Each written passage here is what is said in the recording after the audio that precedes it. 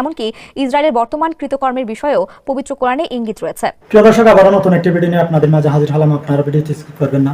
আপনারা আল্লাহর লেখাটিকে যদি ভালোবেসে থাকেন তাহলে ভিডিওটিতে একটি লাইক করে চ্যানেলটি সাবস্ক্রাইব করে দিন। দর্শক, আজকের ভিডিওর টাইটেলটি হলো পবিত্র কোরআন শরীফের মধ্যে ইসরায়েল ও ফিলিস্তিনিদের যুদ্ধের কথা যেভাবে বলা হয়েছে, আপনারা এই ভিডিওটি দেখে আপনারা বুঝতে পারবেন। দর্শক, ভিডিওটি খুব গুরুত্বপূর্ণ হতে চলতেছে, ভিডিওটি স্কিপ না করে সম্পূর্ণ দেখুন। দুনিয়ার বুকে ফিতনা, ফাসাদ সৃষ্টি, আল্লাহ তাআলার অবাধ্যতা আর নবীদের হত্যার মতো জঘন্য সব অপকর্ম করেছে বনী ইসরায়েল। এজন্য তারা বারবারই লাঞ্ছিত, অপমানিত, ধ্বংস ও বিতাড়িত হয়েছে। বর্তমানে ফিলিস্তিনিদের উপর নির্বিচারে হামলা চালাচ্ছে ইসরায়েল। এতে কাঁদছে গোটা বিশ্ব।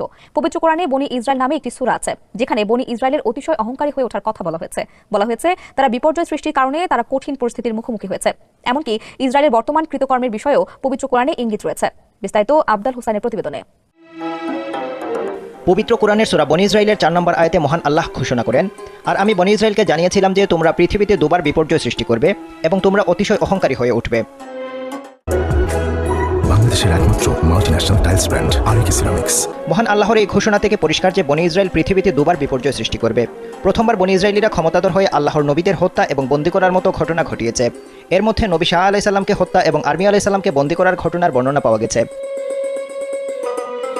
এর শাস্তিস্বরূপ মহান আল্লাহ বেবিলনের অগ্নিপূজক শাসক বখতে নাসরকে ইহুদিদের উপর আধিপত্য দান করেন। খ্রিস্টপূর্ব প্রায় 600 সালে বখতে নাসর নির্বিচারে ইহুদিদের হত্যা করেছিল এবং বহু সংখ্যক ইহুদিকে দাস বানিয়েছিল।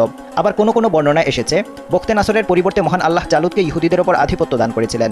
সেই ইহুদিদের উপর সীমাহীন জুলুম এবং অত্যাচার করেছিল। এরপর আবারও ঘুরে দাঁড়ায় ইসরায়েলিরা। এ বিষয়ে সূরা বনী ইসরাইলের 6 নম্বর আয়াতে বলা হয়েছে, অতঃপর আমি তাদের বিরুদ্ধে তোমাদের জন্য যুদ্ধের পালা ঘুরিয়ে দিলাম, অর্থাৎ বিজয় দান করলাম।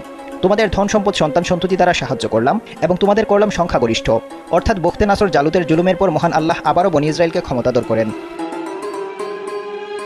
এরপর আল্লাহ তাআলা তাদের সতর্ক করে বলেন, তোমরা সৎকর্ম করলে তা নিজেদের জন্য করবে, আর মন্দকর্ম করলে তাও নিজেদের জন্য করবে।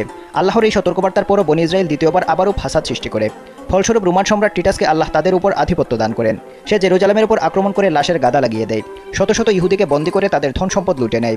ধর্ম পুস্তিকাগুলোকে পদতলে দলিত করে বাইতুল মুকাদ্দাস ও সুলাইমানি হাইকাল ধ্বংস করে দেয় এবং তাদেরকে চিরদিনের জন্য বাইতুল মুকাদ্দাস থেকে বহিষ্কার করে। এই সর্বনাশ নেমে এসেছিল তাদের উপর তাদের পাপের কারণে। এরপরও আল্লাহ তাআলা বনী ইসরায়েলকে অনুগ্রহ করেন। সূরা বনী ইসরাইলের 8 নম্বর আয়াতে বলা হয়েছে, সম্ভবত তোমাদের প্রতিপালক তোমাদের প্রতি দয়া করবেন, কিন্তু তোমরা যদি পূর্ব আচরণের পুনরাবৃত্তি করো তবে আমিও পুনরাবৃত্তি করব, আর জাহান্নামকে আমি করেছি সত্য প্রত্যাখ্যানকারীদের জন্য কারাগার। এখানে তাদেরকে বলা হচ্ছে যে যদি বনী ইসরায়েলিরা নিজেদের সংশোধন করে নেয় তাহলে আল্লাহর রহমতের অধিকারী হবে, যার অর্থ হলো দুনিয়া ও আখিরাতের সফলতা অর্জন করবে। আর যদি পুনরায় আল্লাহর অবাধ্যতার পথ অবলম্বন করে জমিনে ফাসাদ সৃষ্টি করে তাহলে আল্লাহও পুনরায় তাদের শাস্তি দেবেন। কিন্তু এখন পর্যন্ত ইহুদিরা নিজেদের সংশোধন করেনি। তারা মুসা আলাইহিস সালাম এবং ঈসা আলাইহিস সালামের নবুয়তের ব্যাপারে যে আচরণ করেছিল, মুহাম্মদ সাল্লাল্লাহু আলাইহি ওয়াসাল্লামের নবুয়তের ব্যাপারে একই আচরণ করেছিল। ফলস্বরূপ মদিনা ও খাইবার থেকে তারা নির্বাসিত হয়েছিল।